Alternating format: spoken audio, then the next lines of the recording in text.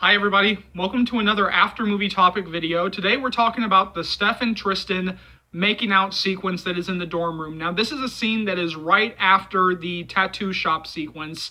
So yes, we have two sequences in a row that pretty much have no reason to be in the film. Now in the movie it goes Landon and Tessa talking outside the door, outside of the school, talking about Hardin, being Chancellor Scott's son. And then the last thing that Tessa says before it cuts to the tattoo shop sequence is, well, I'm not going to let him, get the best of me, or I'm not going to let him get to me, something like that. And so we immediately cut to the tattoo shop sequence, and then we have the Steph and Tristan making out in the bed. Now, I've already made a video talking about the unnecessary Jace sequences, and the tattoo shop is definitely one of those scenes. Except in that scene, I can actually say, just transport the dialogue between Tessa and Steph into the dress trying on sequence, or preparing for the party sequence, but just take Jace out of the equation, just take Jace out of the scene, and then you can just move that dialogue. The Steph and Tristan scene, there really is no reason for that to be in the movie other than what feels like cheap titillation. Now, when they first announced that Tristan would be a man, when they first said that, they were going to gender swap Tristan, I didn't have a problem with that. I mean, there's nothing in the book that explicitly says, other than the pronouns that they use, that he has to be a guy. So I did not really have a problem with that at all.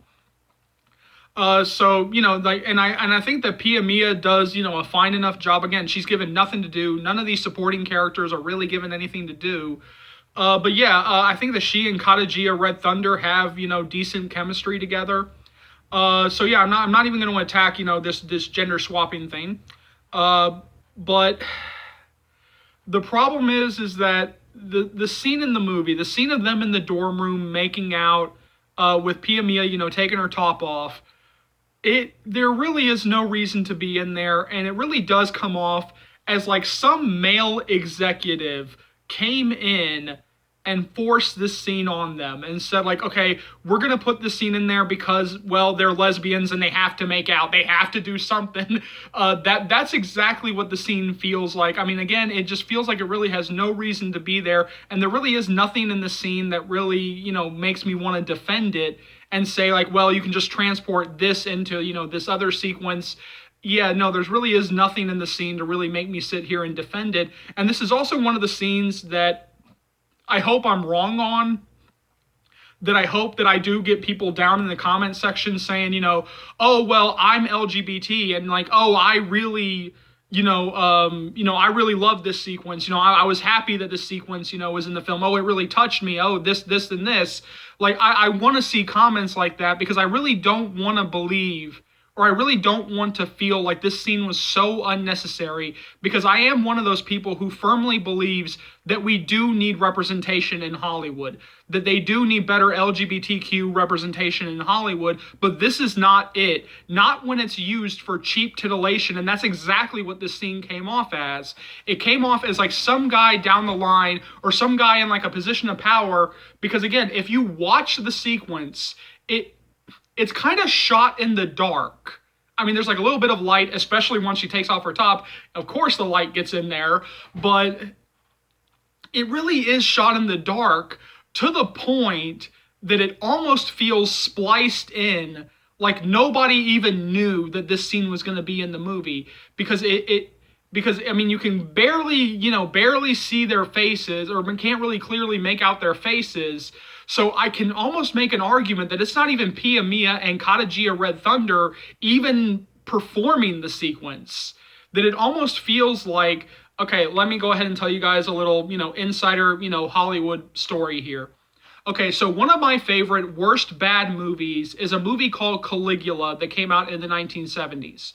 Now, this is a film that is very infamous for the fact that it has, some of the biggest stars on the planet, or at least some of the biggest stars at the time. I don't know if any of you young people out there, will recognize these names, but, Malcolm McDowell, Helen Mirren, Sir John Gielgud, Peter O'Toole, Teresa Ann Savoy, and, a couple of more people.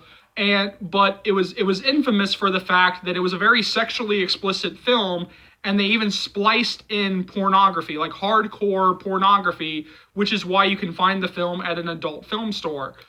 And so what happened is that after the film had finished filming, the one of the producers, a guy who ran the company Penthouse, again, I'm pretty sure that none of y'all will know the company that I'm talking about, but a pornographic company, Penthouse.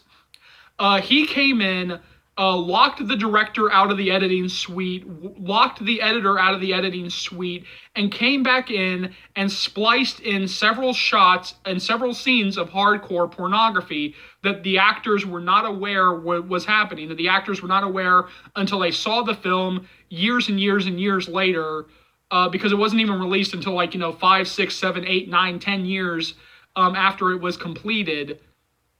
And so the actors were not even, the lead actors, like these big names, were not even aware of this hardcore pornography being spliced in. And now let me kind of, drift this back to after, because you guys might be wondering, like, well, what the hell are you talking about here? Okay, so going back to after, this almost feels like somebody came in and said, hey, you know what, we need to sexy this up a bit. We need to, steam this up a bit. So let's, force this scene in here. Because if you really look at the scene, like every time that we see Josephine Langford, because I can make an argument that Josephine Langford, is, that I could almost say that if you actually look at the scene, whenever it goes into that close-up of Josephine Langford, because we actually see Josephine Langford there in the in her bed, under the covers, but she's not even covering her face, she's not looking away. So I can almost make an argument that's what the scene was. That's what the scene was originally supposed to be. That Khadijah, Red Thunder, or Steph and Tristan were not supposed to be in that sequence. That it was just supposed to be a close-up of Josephine Langford, laying in bed thinking about Hardin, pondering about Hardin, thinking about all this information that, she's just been given about Hardin Scott.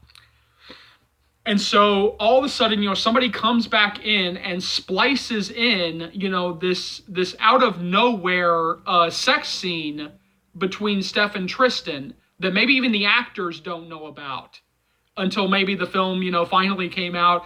And then, or I could be completely wrong and they knew about it. Then, they were very firmly aware of this scene going in the movie and they knew that this was coming. But yeah, just the way that the scene is shot, it is kind of shot in the dark to where, like, you can't really tell if it's even Pia Mia and Khadijah Red Thunder. The close-ups of Josephine Langford come off as very weird. That yeah, I mean, it just feels like two different scenes spliced together. And so I'm trying not to let the Jace scene or the tattoo shop affect my feelings, but the fact of the matter is that you pretty much have two scenes back to back that have no rhyme or reason to be in the film, except the fact that with the tattoo shop sequence, I can at least say, take out the dialogue and put it in somewhere else. But with the Steph and Tristan scene, it's like I have nothing to defend here. Because this literally comes off as like somebody coming in and taking over and taking control and pretty much just forcing this scene into the movie. There's no reason for it to be in there. And I'm going to say it again, I'm trying not to get angry here, but, LGBTQ couples are not for your cheap titillation. They're not there for your entertainment. And the reason why I get kind of angry at this, or why I'm getting more and more angry at this, because I was actually able to find the article that kind of angered me during the watch-along, because I even referenced this during the watch-along commentary of the film, where a lesbian couple was on a train in London, and I guess they kissed, and some teenage boys thought, well, you're here for my sick pleasures, you're here for my sick entertainment, so I'm going to get you to kiss. They started throwing money at them, they started, doing several disrespectful things, and so the women, of course, refused to perform for them. Because, again, they're not there for your entertainment, they're not there for your cheap fucking titillation. And then they were beaten bloody. Yeah, they were beaten bloody by these pieces of shits. And so yeah, that's what these scenes come off as. This scene in the movie comes off as nothing more than cheap titillation. That it comes off as nothing more than, well, we have a lesbian couple, so we're just gonna put this scene into the movie and have like a girl on girl scene.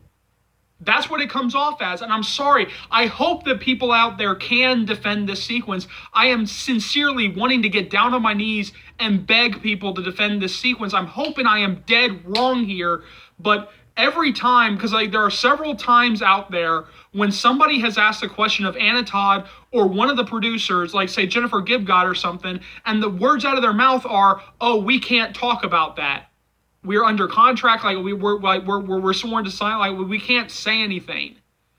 And this is like one of those times when it was like, I kind of want to sit down and talk with them, even if it's, completely off the record and I cannot tell you guys anything about the conversation. Like, I would love to just sit down with them and, say, hey, we are off the record, and find out about some of these sequences, because this scene because again, one of the main pitches of this film was, we have a female director, we have female writers, we have female producers, we have female costume designers, we have female production designers, we have like women like in like several key pretty much like throughout the production, like we have like women in like positions of power here.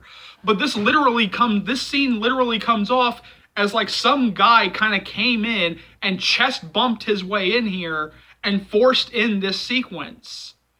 That again, I'm going to keep saying it, it comes off as nothing more than just pure, cheap titillation. And I'm going to say it, I said it before, and I'll say it again. LGBTQ audiences and couples and characters deserve better than this sequence. They deserve better than this. Because yes, we beg for representation, but not when it's going to come like this. Not when it's going to come in a scene like this. Because yeah, I'm going to go ahead and say it. If this film was directed by men, written by men, produced by men, this scene would get rightfully called out. This scene would have been one of the big scenes that got called out. So I want to know I cannot be the only one who raises an eyebrow at this sequence, who wonders what the hell happened here. And I am putting the unnecessary tattoo shop sequence, to the side here. But again, it's two sequences that are back to back that have no rhyme or reason to be in the film. Other than for this scene, cheap titillation. That's all that this scene is. Nothing but cheap titillation. And I hope, and I know I'm repeating myself here, but I sincerely hope that there are people out there who can defend this sequence.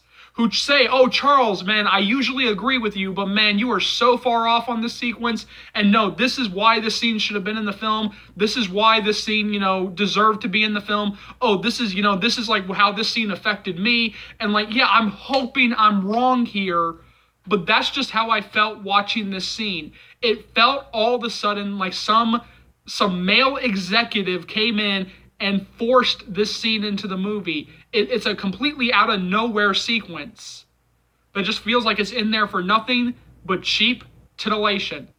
So jump down to the comment section below. Let me know what you think. As always, thank you so much for watching. Remember, if you like what you see here and you want to see more, go ahead and click that subscribe button. Let's go through all the stuff that you'll be able to find on this channel. Every day, I'll be doing daily uploads of the After series read-throughs. I've already gone through the first 2 books. They're already up on the channel to their completion. I'm working through After We Fell right now. They will be daily uploads barring any types of personal illnesses or issues. Now that we have the official green light for the After We Collided movie, I'll be bringing you guys constant updates on that. So keep looking forward to that. You guys will be so updated that you'll be going like, Charles, buddy, pal, mate, Charles, buddy, we're updated. Leave us alone. We're updated. Thank you, but we're updated. Every other day, I will be posting different topics that come up in the After fandom. So if there's a topic out there that you guys would like to see me talk about, go ahead and either leave it down in the comments, or you can find me on either Twitter or my email. All the relevant information is on the About section of the channel. And just remember, as always, I am eternally grateful for your love and support. And you know what? If there are any Afternators out there that you guys know who would love this channel, or love anything about this channel, or even like this channel, go ahead and share the channel with them. Let's continue to grow the channel, because again, this channel would not be able to grow to the heights that it has without you guys. And like I've always said, I am eternally grateful for that. As always, I'll see you later, Afternators. I love you guys. Take care.